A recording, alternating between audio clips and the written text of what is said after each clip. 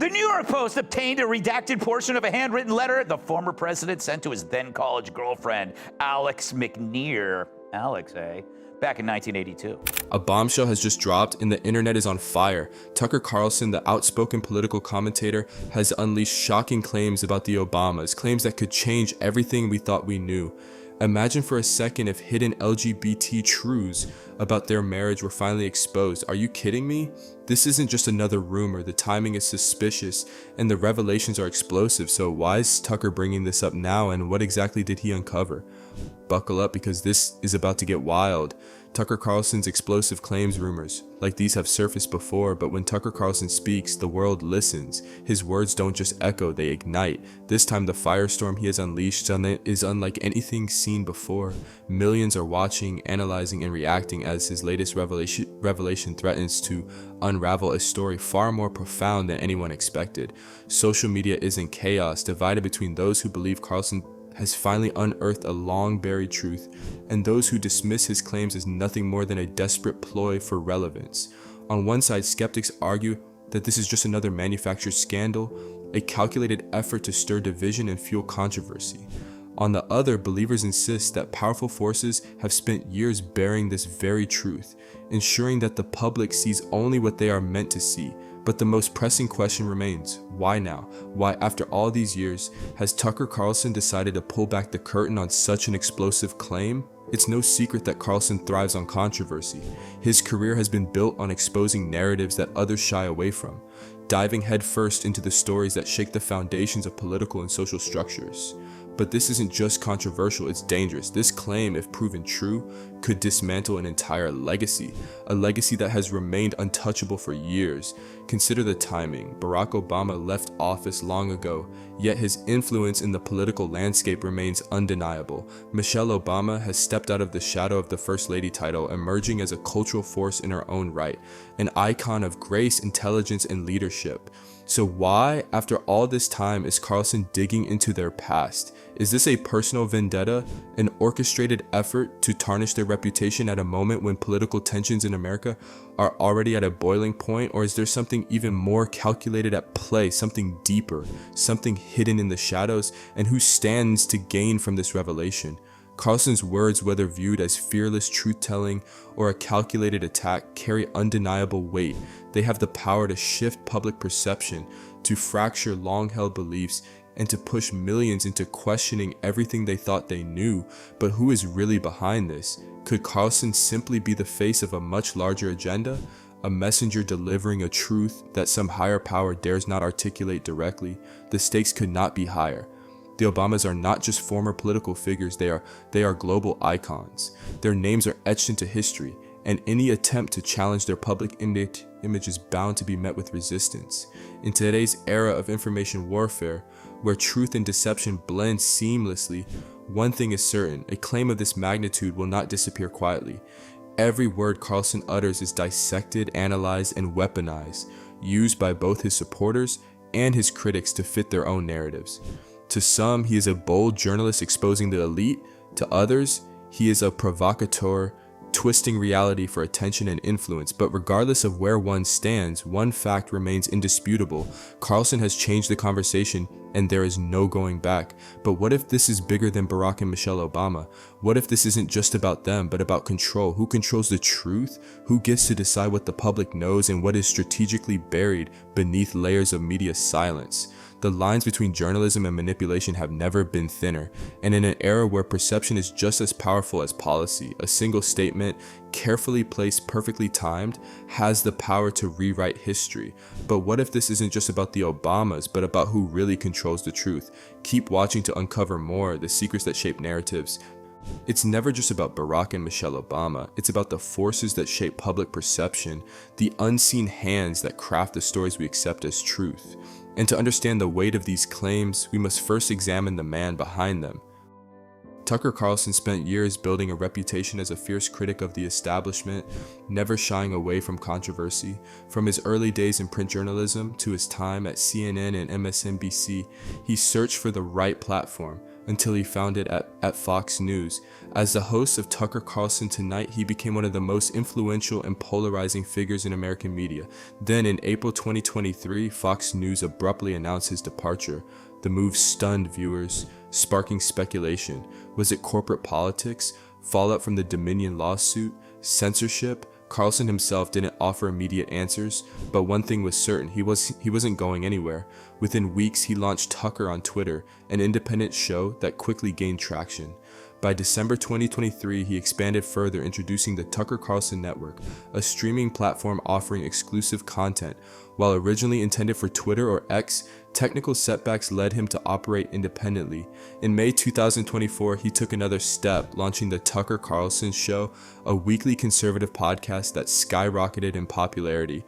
Carlson wasted no time diving into explosive topics. By his second episode, he was already making headlines for his bold takes on Barack Obama. The episode, Cling to Your Taboos, was about more than politics. It was about the stories we tell ourselves, the hidden truths beneath polished public images.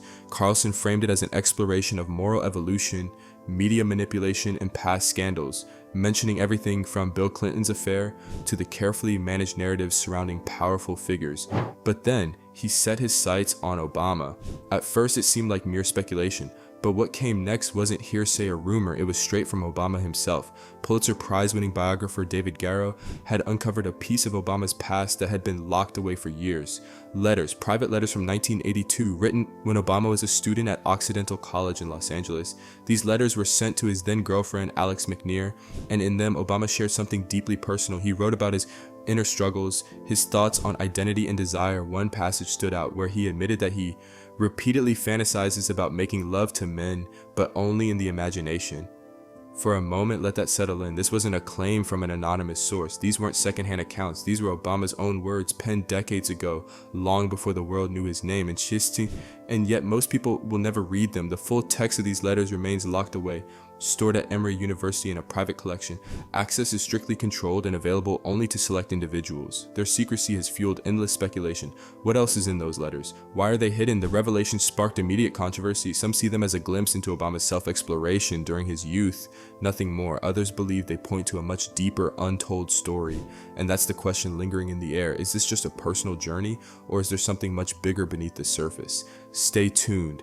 This story is far from over. The internet's wildest conspiracy takes a new turn. Just when you think the speculation has hit its peak, the internet throws another curveball. This time the target isn't just Barack Obama, it's Michelle Obama. Yes, Michelle, Barack's wife. For years, a bizarre theory has circulated online claiming that Michelle Obama is in fact a man. It sounds completely ridiculous at first, but stick around because the so-called evidence people have gathered is enough to make even skeptics pause. One of the most infamous pieces of proof is a resurfaced video clip where Barack, while addressing a group of soldiers, appears to say, "Michael and I also want to acknowledge your son, Jack." Was it just a slip of the tongue, or was there something more behind it? Then there's the case of Joan Rivers, the legendary comedian known for her no-filter remarks. In an interview, she casually stated, "We all know Michelle is a tranny." At the time, many dismissed it as another one of her shocking jokes, but then just weeks later, Rivers passed away suddenly. To conspiracy theorists, this wasn't a coincidence, it was a cover-up, and that was all they needed to take this theory and run wild with it. Some internet detectives point to Michelle's height, her strong shoulders, and her athletic build as evidence that she has a more masculine frame. Others claim that her childhood photos have either been edited or mysteriously erased. But here's where things take an even stranger turn. This theory isn't just confined to internet forums and social media rabbit holes. It has been echoed in certain political circles, whispered about in Hollywood, and even discussed on right-wing media platforms. Of course, skeptics are quick to shut it down, arguing that Michelle is simply a tall, athletic woman and that these claims are nothing more than absurd attacks on the Obamas. But here's the thing, conspiracies don't need hard evidence to spread, and just when you think the internet can't take this any further, it does, because now the focus isn't just on Michelle, it's back on Barack, the Newsweek cover, and the conspiracy that followed. In May 2012, Newsweek released a cover story that sent ripples through political circles. The headline read, "The First Gay President," and the cover featured Barack Obama with a rainbow-colored halo above his head. At first glance, it seemed like an artistic nod to his historic stance on LGBTQ rights. After all, he had just become the first sitting US president to publicly endorse same-sex marriage. But in the world of political intrigue, nothing is ever taken at face value. Some viewed this cover as more than just a metaphor. They saw it as a veiled message, a subtle revelation that hinted at something beyond his political stance. Obama's support for LGBTQ rights was a pivotal moment in American politics. Before his presidency, politicians carefully sidestepped the issue, offering vague statements without making firm commitments. But in 2012, Obama changed that narrative, positioning himself as a champion for LGBTQ rights. Newsweek framed his endorsement as revolutionary, casting him as a transformative figure in the movement. However, critics latched onto the wording of the headline, twisting its intent. Was Newsweek implying something personal about Obama? Did the phrase hint at a secret aspect of his identity? Soon the speculation snowballed. Obama's close relationship with Reggie Love, his former personal assistant and a former college athlete, became a focal point for conspiracy theorists. Their camaraderie was undeniable. Love had been by Obama's side for years, traveling with him, working closely and forming a bond that some found suspicious. Photos of them together, casual interactions, and routine moments were dissected and repurposed as evidence of a hidden relationship. The theories did not stop there. They pulled in past allegations, including those from Larry Sinclair, who in 2008 claimed that he and Obama had engaged in sexual activity and drug use in the late 90s. Despite Sinclair failing a polygraph test and having a history of deceit, his claims were repeatedly resurrected by right-wing commentators. Other narratives emerged, including the so-called Joan Rivers theory, based on the comedian's offhand 2014 remark that Obama was gay and Michelle Obama was transgender. Though clearly a joke, conspiracy theorists latched onto it as a supposed confession. As Obama's presidency unfolded, his legacy was continuously rewritten, not just by history, but by speculation, whispers, and allegations that refused to fade. Whether these theories stem from genuine belief or political maneuvering, they revealed something deeper about how narratives are shaped and controlled, history's whispered secrets. Scandals have long been woven into the fabric of politics, not as unexpected eruptions, but as inevitable storms that shake public trust. The stories of powerful men leading double lives are not a modern phenomenon. History is riddled with whispers and revelations that blur the line between truth and political weaponry. The higher the position, the greater the scrutiny, and when secrecy collides with power, the result is speculation that refuses to fade. J. Edgar Hoover, the formidable head of the FBI for nearly half a century, cultivated an image of ruthless efficiency and unshakable authority. His iron grip on the bureau made him one of the most feared men in Washington. But behind the meticulously curated persona lay a private life shrouded in mystery. The persistent rumors surrounding his relationship with Clyde Tolson, his right-hand man, have never been silenced. They dined together, vacationed together, and in death, Hoover left his entire estate to Tolson. Were they merely inseparable friends bound by loyalty, or was there something more? Official records reveal nothing, yet the whispers have endured for decades. In politics, perception often carries more weight than proof. Even Abraham Lincoln, a figure immortalized in history as the great emancipator, has not been spared from such speculation. Like long before he ascended to the presidency, Lincoln shared a close bond with Joshua Speed. Their friendship was intense, their letters filled with warmth and deep affection. They even shared a bed, a practice that was not uncommon in the 19th century when accommodations were scarce and men often slept side by side out of necessity. But was it merely a reflection of the times, or was there an unspoken truth hidden beneath layers of historical interpretation? Some scholars dismiss the notion entirely, while others argue that Lincoln's letters suggest an emotional depth that cannot be ignored.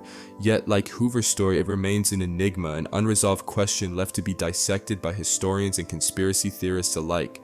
Fast forward to the late 1990s, and scandal was no longer confined to whispers. It became a public spectacle. Bill Clinton's affair with Monica Lewinsky was not just a political misstep, it was a national obsession.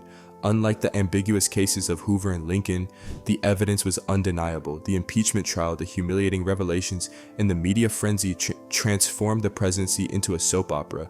But the most important takeaway wasn't just that a president had been unfaithful, it was how the scandal was weaponized. A personal indiscretion became a tool of political warfare, nearly ending Clinton's career. Scandals are not always about morality, they are about power. Some expose genuine corruption, while others serve as convenient distractions. conversations. Regardless of their origins, they have the same effect. They shake the public's trust, deepen divisions, and rewrite history. But as the world shifts into the digital age, these stories don't just linger in history books. They become part of an ever-evolving narrative, shaped and reshaped by those who control the conversation.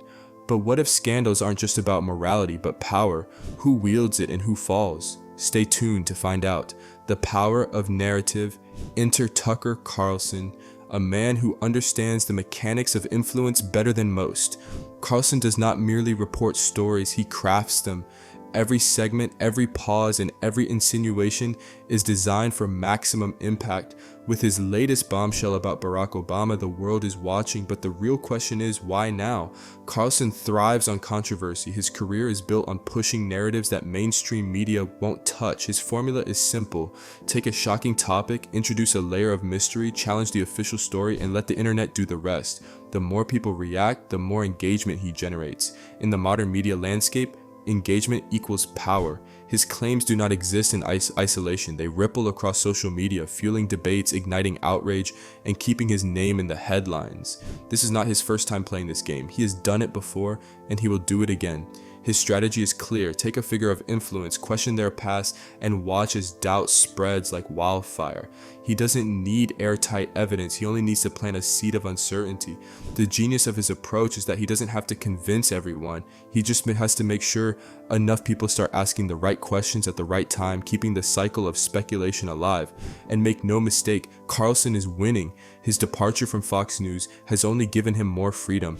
Now, as an independent voice, he controls his own platform, dictates his own narratives, and reaps the full financial benefits of his controversy-driven business model.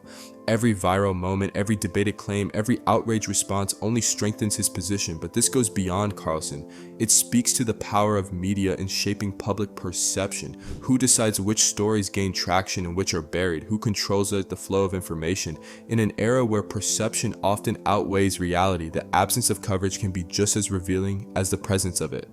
Some argue that certain stories are suppressed, dismissed before they can take hold. Others insist that there is simply no credibility to them in the first place. The issue is not just about Barack Obama or any single political figure. It is about the nature of information itself. Every major political figure in history has faced their own set of myths, conspiracies, and reinterpretations. But in an age where social media fuels engagement at an unprecedented scale, the game has changed. Now, a single claim, a single insinuation can spread across the world in minutes, shaping narratives before they can be verified. And this is where Carlson excels. His role is not that of an investigator seeking truth, but of a provocateur shaping discourse. His audience sees him as a fearless truth seeker, willing to challenge the elite and say what others won't. His critics, on the other hand, see a master manipulator, someone who thrives not on fact but on fear. Yet, regardless of where one stands, the reality is undeniable. Carlson has influence and he knows exactly how to use it. So what are we left with? Is this an explosive revelation, a political conspiracy, or just another calculated move in an endless game of influence? Barack Obama's past has been dissected, reinterpreted, and used to fuel speculation for years. Some insist hidden truths are waiting to be uncovered. Others argue that the accusations are nothing more than political theater. But amid all the noise, one thing remains clear. When it comes to power, perception is often more important than reality. The debate will rage on. Some will cling to the idea that something has been buried, that the truth is out there waiting to be uncovered. Others will dismiss it as yet another manufactured controversy designed to keep the public distracted. But regardless of where the truth lies, one thing is certain: this conversation is far from over. So what do you think? Master manipulator or fearless truth seeker? Is this political theater or something deeper? We'd like to hear your thoughts in the comments, and don't forget to like and subscribe.